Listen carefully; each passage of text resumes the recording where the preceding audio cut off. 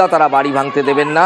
আসলে একাধিক বাড়ি নিয়ে গন্ডগোল, একটা বাড়ি হেলে পড়েছে আর একটা বাড়ির ঘাড়ে হেলে পড়েছে, ফলে যে হেলে পড়েছে সেও বিপদে, যে বাড়ির গায়ে হেলে পড়েছে সেও বিপদে।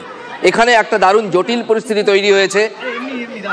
বাড়িগুলির বাসিন্দারা বলছেন যে তাদেরকে মুচলেখা দিতে হবে কর্পোরেশনের তরফে যে তাদের পুনর্বাসনের ব্যবস্থা করা হবে। আমাদের প্রতিনিধি রয়েছেন, অনেকক্ষণ ধরেই এই খবর আমরা লাইভ দেখাচ্ছি, কৌস্তব রয়েছেন। কৌস্তব, কর্পোরেশনের যারা লোকজন তাদের সঙ্গে বাড়িগুলির বাসিন্দাদের কি এবার কোনো নেগোসিয়েশন, মানে কথাবার্তা আমি বলছি বোঝানো, এই প্রক্রিয়াটা কি শুরু হলো? কারণ এতক্ষণ তো ফিরাদ সাহেবের কাছে নিশ্চয়ই খবর গেছে। দেখো, পুরসভার যারা কর্মীরা রয়েছেন সেই পুরসভার কর্মীরা কিন্তু এই বহুতলের সংলগ্ন যে মাঠটি রয়েছে সেই মাঠে তারা বসেই আছেন। যারা বোঝানোর কাজ করছেন তারা হচ্ছে এই স্থানীয় যে ট্যাংরা থানা রয়েছে সেই ট্যাংরা থানার পুলিশ আধিকারিকরা। এবং দেখো, পুলিশ আধিকারিকরা রয়েছে এবং তুমি দেখো বিশাল পুলিশ ফোর্স,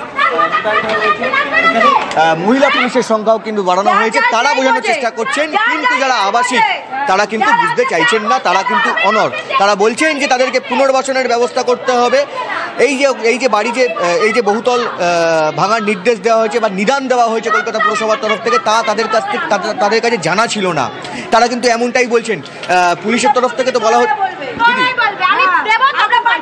পুলিশ তো বলছে যে আজকে না হলে আগামীকাল আসবে। আমরা এখানে সারাদিন থাকবো, আগামীকাল আমরা ঘর এখানে 4 জন থাকবো, একজন ঘরে যাবো, রান্না বানিয়ে আসবো, এখানেই থাকবো, একজন বাথরুম যাবে, এখানে 4 জন থাকবো, এমনি ভাবে থাকবো, যা করার করে নিন। দেখি আর কেউ বেরাবে না, আর কেউ বেরাবে না। ঢুকে গেছে এখানে ছিল যে ফাঁকা বাড়ি।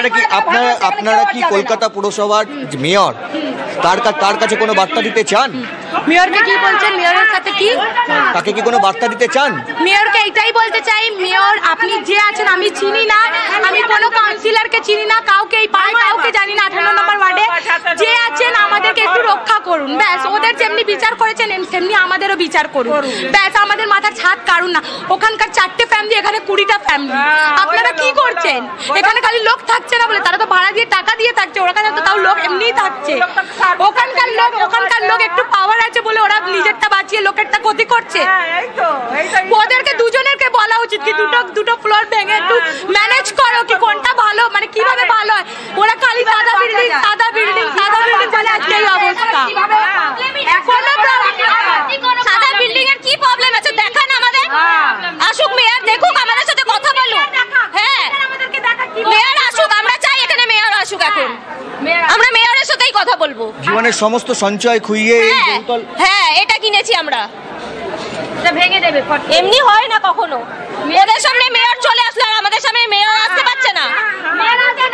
আমাদের বাবা মা পুরো জীবন কাটিয়ে পুরো 1 টাকা জোগাড় করে একটা বাড়ি কিনছে কাদের মেয়ে ছেলেদের জন্য, সেটা ভেঙে গেলে আমার মা বাবাকে নিয়ে আমি কোথায় যাব? একটা মেয়ে মানুষ, আমার মা বাবাকে নিয়ে আমি কোথায় যাব? আমার বাবা ফুটপাতে কাজ করে যতটা পারছে ততটা করছে, কোথায় যাবে? এরা বিচার করবে? এরা কোনোদিন বিচার করবে না, এরা খালি ভাঙার ধান্দায় আছে। এই জন্য আজকে মুখ খুলছি আমরা, নাহলে আমরা এতদিন সামনে আসছিলাম না। করতে জানে, এরা তো ভাঙতেই জানে ভাই। এরা যদি গড়তে জানতো তাহলে আমরা গড়ে আরো উপরে উঠতাম, আমরা নিচে ঢুকতাম না।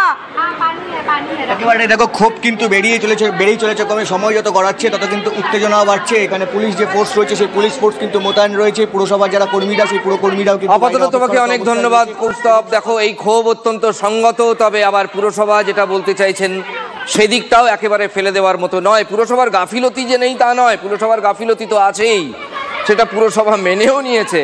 কিন্তু প্রশ্ন হচ্ছে, যদি তাদেরকে সরানো না যায়, ওই বাড়ি ওইভাবে থেকে যায়, তাহলে শহরের বুকে বড় দুর্ঘটনা ঘটতে পারে, তার দায় তখন কে নেবে?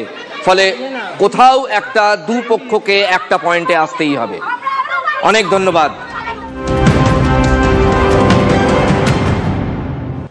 আমরা আসছি পরবর্তী খবরে। স্বাস্থ্যসাথী প্রকল্পের বিরোধিতায় হাইকোর্টে জনস্বার্থ মামলা, প্রধান বিচারপতির ডিভিশন বেঞ্চে মামলা খারিজ। এই প্রকল্পকে অসাংবিধানিক আখ্যা দিয়ে জনস্বার্থ মামলা দায়ের করে একটি সংগঠন। বিস্তারিত জানবো, আমাদের প্রতিনিধি রয়েছেন শ্রাবন্তী সাহা। শ্রাবন্তী, কারা এই সংগঠন যারা এই প্রকল্পকে অসাংবিধানিক বললেন এবং প্রধান বিচারপতির যুক্তি কি ছিল? দেখো, বেসরকারি একটি সংগঠন তারা এই মামলাটি দায়ের করেছিল। যদিও প্রধান বিচারপতি মামলাটি খারিজ করেছেন। তার বক্তব্য, সরকারি প্রকল্পে এভাবে হস্তক্ষেপ করতে পারে না আদালত। নির্বাচিত সরকার, যাদেরকে জনগণ নিজেরা নির্বাচিত করে, তারা নিজস্ব বিবেচনা এই ধরনের প্রকল্প সূচনা করতেই পারে, সেখানে সরাসরি হস্তক্ষেপ করতে পারে না আদালত। আর ঠিক এই কারণেই এই প্রকল্প খারিজ করে দেওয়া হয়েছে, মামলা খারিজ করে দেওয়া হয়েছে। বেশ, স্বাস্থ্যসাথী প্রকল্প নিয়ে একটি সংগঠনের জনস্বার্থ মামলা, এই প্রকল্প বাতিল করার আবেদন জানিয়ে হাইকোর্টে যায় ওই সংগঠন, কিন্তু প্রধান বিচারপতি পত্রপাঠ এই আবেদন খারিজ করে দেন।